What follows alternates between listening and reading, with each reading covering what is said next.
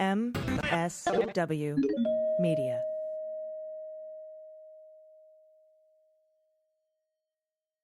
News with swearing. Daily beans, daily beans. Daily beans, daily beans. Hello and welcome to the Daily Beans for Friday, September 2nd, 2022.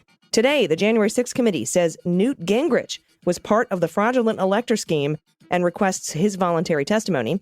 Trump Judge Eileen Cannon hears arguments in the Mar-a-Lago special master request case. A judge rejects Lindsey Graham's motion to quash his Fulton County district attorney's subpoena again. The New York cop who assaulted an officer on January 6th is sentenced to 10 years in prison. A jury finds the Seminole County GOP chair guilty in a ghost candidate scheme. Oathkeeper attorney Kellye SoRelle is charged with conspiracy to obstruct a proceeding. And Ginni Thomas pressed Wisconsin lawmakers to overturn Biden's 2020 victory. I'm your host, Allison Gill. Hello, everyone. Hello. Happy Friday. Whoa, lots of news today. Welcome, new listeners. We were charting number 5 today in news and politics. We're beating Bongino. What's his name? Bongino. Dan Bongino. We're one step below. We're one place because number 4. We're number 5. Number 4, Ben Shapiro.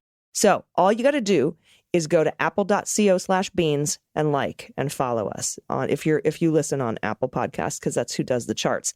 And it's free to do. We would appreciate it. Let's bump Ben Shapiro. I would love to be number 4. That would be so cool. All of us together. We would do it together. So welcome, new listeners. If you want the show ad-free, by the way, along with access to our bi-monthly Zoom happy hour, which happens tonight at 4 p.m. Pacific, 7 Eastern, where we all jump on a Zoom call, have a cocktail or a mocktail, whatever you choose. And, ask me questions. Ask me anything. And I would say within reason, but, it gets pretty unreasonable on there, and I enjoy it. So it's just $3 a month to be a patron. You can sign up today and be part of the Zoom call tonight. It would be great to see you there. It's patreon.com/thedailybeans. And you also get like Mueller, She Wrote bonus content episodes. You'll get to see the video, unedited video of the Pete Strzok interview, a show recording from yesterday. So would love to see you there. We have a ton of news along with listener submitted good news to get to. So let's hit the hot notes. Hot notes.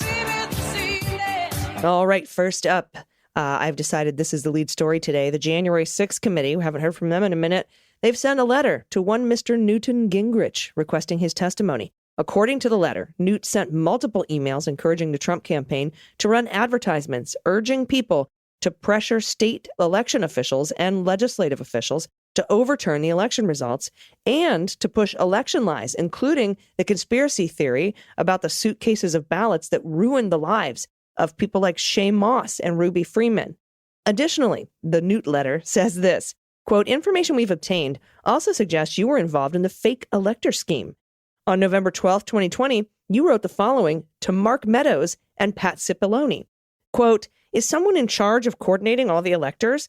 Evans makes the point that all the contested electors must meet on December 14th and send in ballots to force contests, which the House would have to settle, unquote. Ultimately, President Trump and some of his closest advisors used the votes of these fake electors to encourage Vice President Pence and members of Congress to affect the outcome of the joint session of Congress on January 6th. Also, the letter goes on to say, Newt, you emailed Mark Meadows at 10:42 p.m. after the Capitol had been cleared of rioters and after members of Congress had returned to finish certifying the election results, and you asked, quote, are there letters from state legislators about decertifying electors? Accordingly, you appear to have been involved with President Trump's effort to stop the certification of the election results, even after the attack on the Capitol. Now, it's of note that Patsy Baloney, who's mentioned here, and his buddy, Pat Philbin, the two Pats, he was the deputy to Pat Cipollone, they're set to testify to the federal grand jury that's criminally investigating the fraudulent elector scheme. Remember that whole giant, multiple grand jury subpoena, Department of Justice federal criminal investigation into the fraudulent elector scheme that's been going on, and we sort of got waylaid by talking about the also very serious espionage and 2071 and obstruction charges down at Mar-a-Lago. Well, anyway, Cipollone and Philbin are going to testify to this grand jury investigating the fraudulent elector scheme pretty soon. that could put Newt in some legal peril. Also, depending on what he might or might not have done with Georgia electors, if he specifically mentioned them, that might impact what's going on with the Fulton County DA. And today there was a hearing in front of Trump judge Eileen Cannon about appointing a special master in the espionage and obstruction case over Trump's stolen classified documents. She's actually considering allowing the intelligence community to, continue your review of documents, but we might appoint a special master to do it in parallel. She's considering this. We don't have a ruling yet. She wouldn't make a ruling from the bench. She's going to write the ruling. And I will look right this minute. Maybe we'll have another Pete Strzok moment, although he's not here today. Let's see if anything has come out from that court yet. No, nothing. So as of the recording of this show, there is no decision. But folks inside the courtroom, like Hugo Lowell, have said it sounds like she's considering appointing a special master, perhaps just to go over the privileged material that the privilege team pulled out, and maybe not the classified documents. But if she does appoint one to go through the classified documents too, it doesn't sound like she's going to stop the risk assessment that's going on. So that's what's happening. Oh, and another thing, she's also considering releasing a more detailed inventory of what was taken from Mar-a-Lago. In one of her preliminary orders, I think it was just over this past weekend, she had said, put together a more, robust, detailed inventory sheet, file it under seal. The DOJ did. And in the DOJ filing that came, the big 40-page one, they said, we have this. We're happy to unseal it. This new inventory sheet that's more detailed than the other one that you got when we left the premises that Christina Bobb signed off on. And so she's thinking about releasing that. She said she would. Neither of the parties objected to releasing it. So that is going to come out. I'm not sure when, and nor am I sure when we're going to get her written decision about whether to appoint a special master. And in Making Attorneys Get Attorneys today, an attorney for the Oath Keepers who was with Stewart Rhodes outside the Capitol on January 6th was arrested today in Texas on charges related to the attack on Congress. Kellye SoRelle, who's 43, was arrested in Junction, Texas. In an indictment returned Wednesday, SoRelle was charged with 4 offenses: conspiracy to obstruct an official proceeding, obstructing an official proceeding, tampering with documents, and misdemeanor trespassing or, in a restricted building or on the grounds. She made an initial appearance Thursday afternoon before a federal judge in Austin, where she was told she was eligible for a court-appointed counsel and she was released on her own recognizance. SoRelle is scheduled to have a virtual hearing in D.C. on Tuesday. A bare-bones 3-page indictment alleges SoRelle, in December 2020 and January 2021, did knowingly combine, conspire, confederate, and agree with other persons known and unknown to the grand jury to corruptly obstruct, influence, and impede an official proceeding. That is Congress's certification of the Electoral College vote. And we thought she was cooperating because she had told, at least we'd heard in the January 6th committee hearing, that she had handed over a bunch of phones to the FBI. But it doesn't seem like she's cooperating anymore. The charging paper accuses SoRelle of aiding and abetting others to do the same on January 6, 2021, and of persuading others to withhold or destroy records. And this isn't an information indictment, so that means that I don't see a cooperation deal here. So I'm not sure what's going through her head. SoRelle also emerged in court filings as a point of contact between Rhodes and Tarrio, leader of the Proud Boys. And we know the Proud Boys have a group of them are charged with seditious conspiracy, and the group of the Oath Keepers are charged with seditious conspiracy. Video released in Tarrio's case by his defense attorneys and prosecutors traced his movements in D.C., including his meeting in an underground parking garage with Rhodes on January 5th. She was there, along with Tarrio's photographer, Aimee Harris, and, a few other people. Now, SoRelle, she's still active on social media. She tweeted a QAnon thing. She's aligned with the QAnon movement, and she tweeted this on Monday. Quote, "Dear government, those within multiple agencies are all trying to destroy you. Every side, you're surrounded by our enemies. You need to fight for us, not against us." Unquote. So I don't know what's going on with that lady, but she was picked up today. And from Kyle Cheney, a federal judge has, for the second time, rejected Lindsey Graham's efforts to block a grand jury subpoena issued by Fulton County DA. In this 23-page order, the U.S. District Court Judge Lee Martin May, she's an Obama appointee, ruled that Lindsey's claim to be immune from any testimony because of the speech or debate clause is not as sweeping as Lindsey wants it to be. he was saying, basically he filed with the district judge, this same judge, and said, no, we need to quash it totally. And she said, no, you're not quashing any of it. You have to appear. He appealed to the 11th Circuit Court of Appeals. Court of Appeals said, you can't quash everything, but maybe you can partially quash stuff that has to do with your legislative job, stuff that has to do with legislating. You can quash that. We're remanding it back down to Judge May, the district court, so that y'all can decide what he can talk about and what he can't. And so this is the ruling from May. And it's good. She's basically saying you can be asked anything about your alleged attempts to try to get Raffensperger to throw votes out on that phone call. Now, no one's going to ask you any questions. We'll promise we won't ask you any questions about any of your legislative fact-finding discussions on that phone call. But you have to answer questions about other things. And so basically, you have to answer questions about everything that doesn't have to do with your job. And pressuring the Raffensperger to throw out votes and change procedure is not part of your job. So that's her ruling. It'll go back up to the 11th Circuit. He'll appeal it again. We'll see what the 11th Circuit says, if they want more details, or if he's arguing, what's he going to argue? Like, okay, it's cool that I don't have to talk about my legislative fact-finding, but I still don't want to talk about the throwing the votes out. He might argue that that's still part of my job as a legislator.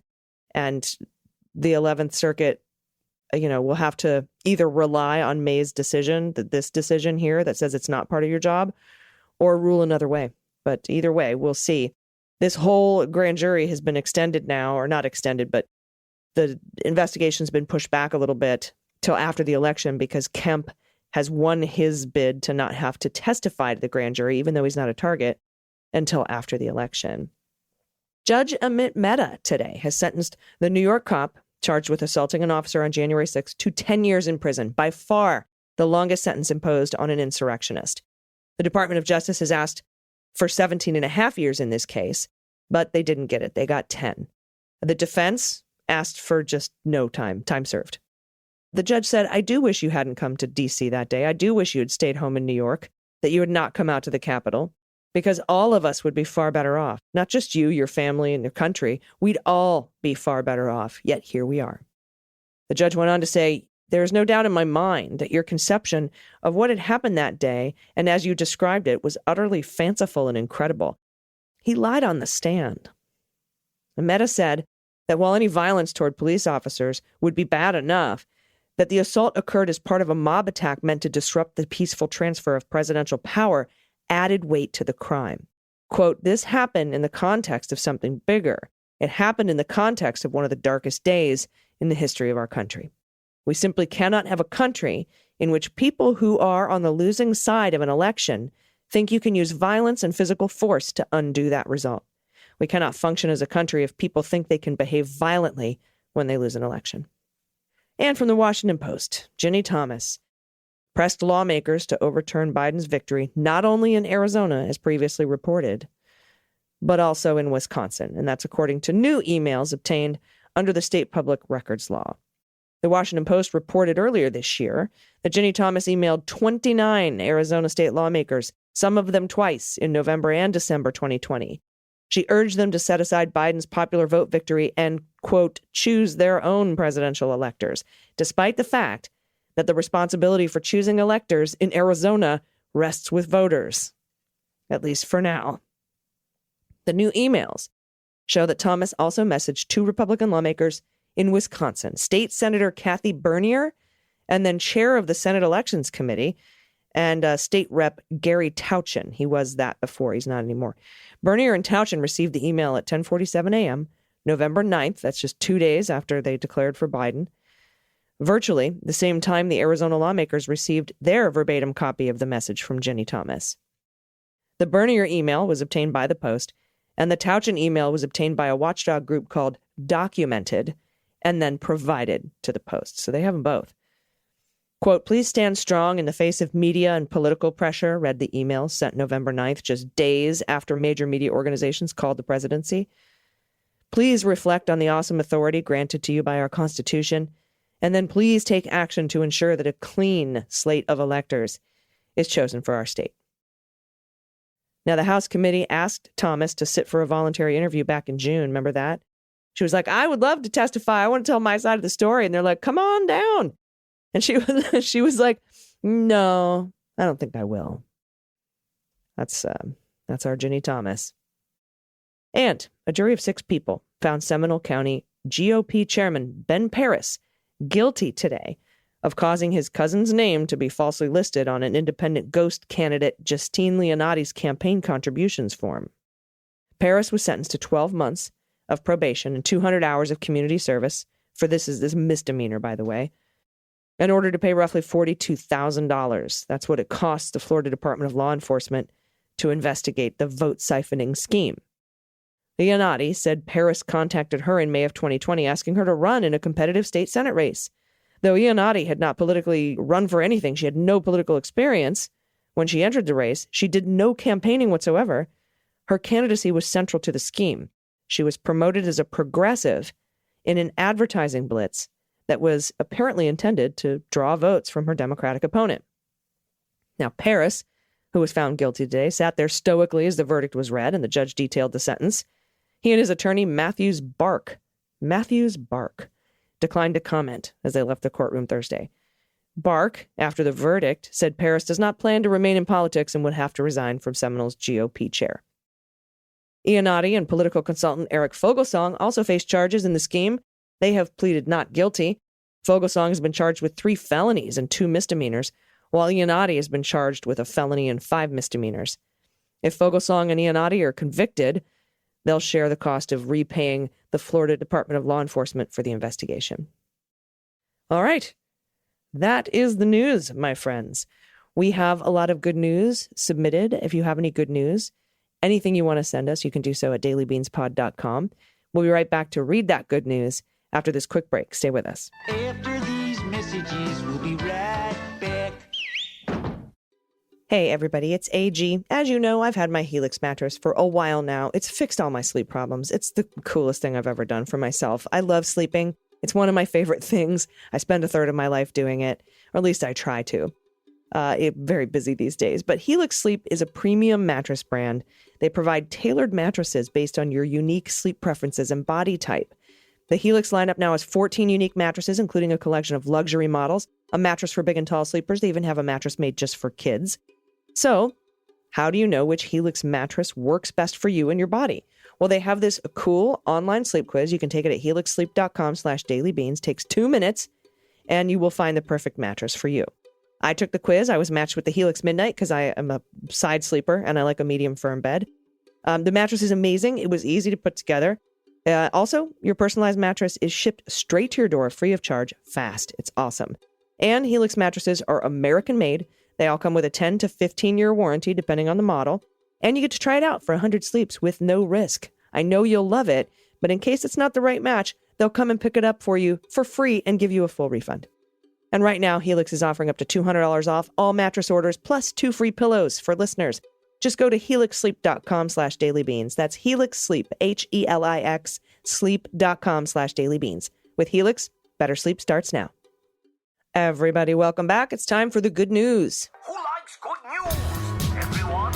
Then good news, everyone!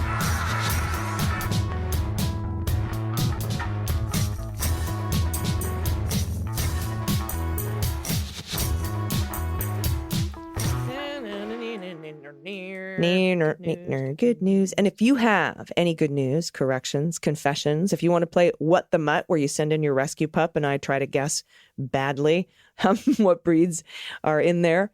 If you have whoopee stories like blankies, binkies, stuffed animals, I love those. You can send those in. Halloween photos I take all year, but we're coming up on Halloween here just in a couple months.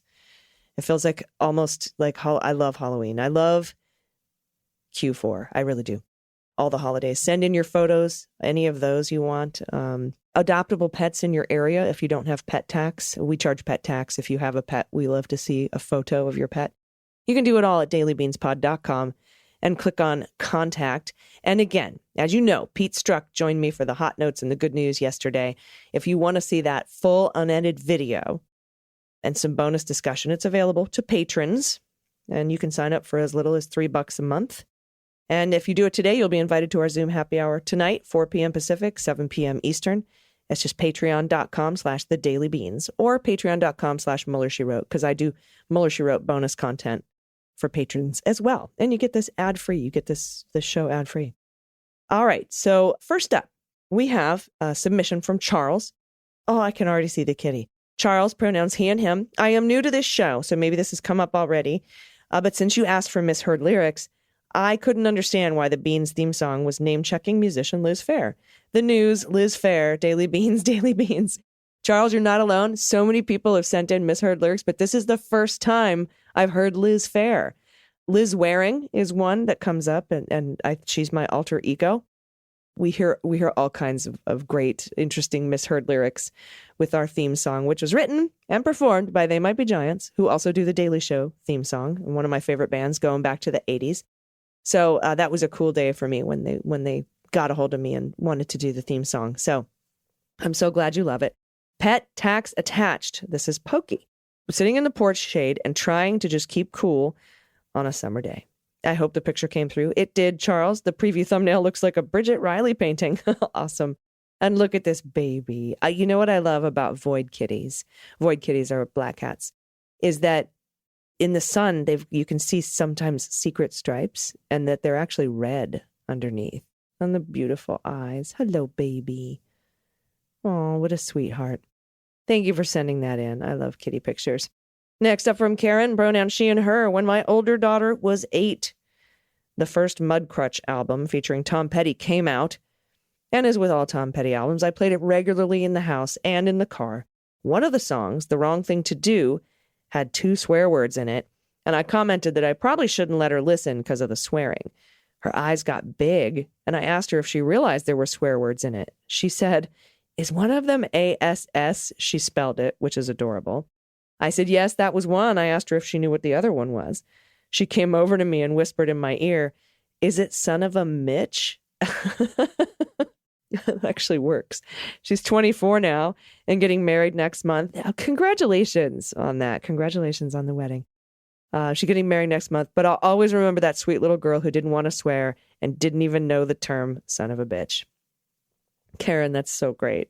ASS and son of a Mitch. Sounds like a song. All right, next up from Audrey, pronouns she and her. Congratulations on finally getting verified, Dr. G. It was about fucking time. Thank you, Audrey. It took a long, long time. For more good news, I'm finally a patron of the Beans. Yay, I had to. Thank you so much for everything you do and the team, everything they do. And thank you for the very pleasant surprise of Peter Strzok's voice this morning. Swoon. Everybody loves Pete. I hope you're taking care of you and keeping yourself hydrated. It's hotter than a devil's butt crack, so staying hydrated is super important. Yes, Audrey, it is.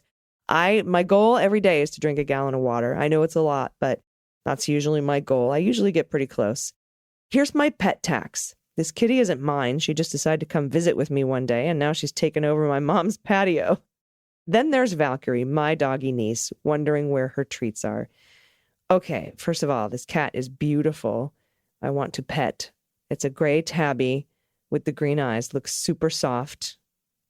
And then, oh, look at this dog.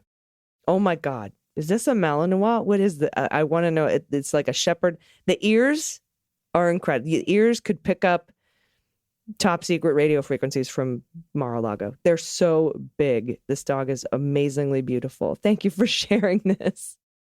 Oh, I love these babies. Next up from Christine, pronouns she and her. Oh my God, there's doggles. Okay. I'm going to be okay. The picture, sometimes when the words are short and you can see the picture before I scroll. And this one is doggles, which are goggles for dogs. Guess what kind of dogs made our dog? Christine asks. Her name is Portia. She was rescued from Hurricane Harvey. She lives in Sawtucket, New York now. Am I saying that right? Sawtucket? Haven't tested her DNA. Even the vet has no idea what she is. Oh my God, this dog. Okay, so this dog's in a convertible and has doggles on and a scarf, like a driving scarf, you know? And then, oh, look at this baby. This looks like part terrier, maybe part schnauzer and part lab. But what a honey. I like your car, too. What kind of car is that? Write in and let me know. Thanks, Christine, for that submission. Next up from Jan. Sure, Jan. Pronouns she and her. This is a shit kids say story. Several years ago, my friend's preschool granddaughter, Lily, okay, my goddaughter's name's Lily, I love it, was sitting for snack time when the little child next to her said, "I hate graham crackers." Lily did not miss a beat and announced, "You can't say hate or fuck at school." Oh my God. Oh my God, that's so awesome. Her teachers had to walk away from the table because they were laughing so hard. They could hardly get through the story to tell Lily's mom when she picked her up that day. The story has become legend in our friend circle and gets referenced occasionally when the F word is dropped. Can't say hate or fuck at school. I love it. I absolutely love it, Jan. Thank you. Next up from John, pronouns he and him. Hi, Daily Beans crew. Just wanted to tell you I really enjoy the podcast and it's become a regular in my rotation. Thank you, John. Here's a picture of our cat, Sally, a.k.a. Sally Beans. Naturally, whenever I hear your theme song, I sing along, changing the words to Sally Beans, Sally Beans. I also wanted to give a shout out to my wonderful wife, Kellye. Ooh, I love shout outs. Okay. She is the most amazing partner and best friend in the world. Our 10th anniversary was August 31st. Happy 10th. She's not only the main breadwinner of our household, but she also kicks ass in a heavily male-dominated field, IT. She regularly challenges sexist bullshit at work, volunteers for Planned Parenthood, and sets up a campsite better than anyone.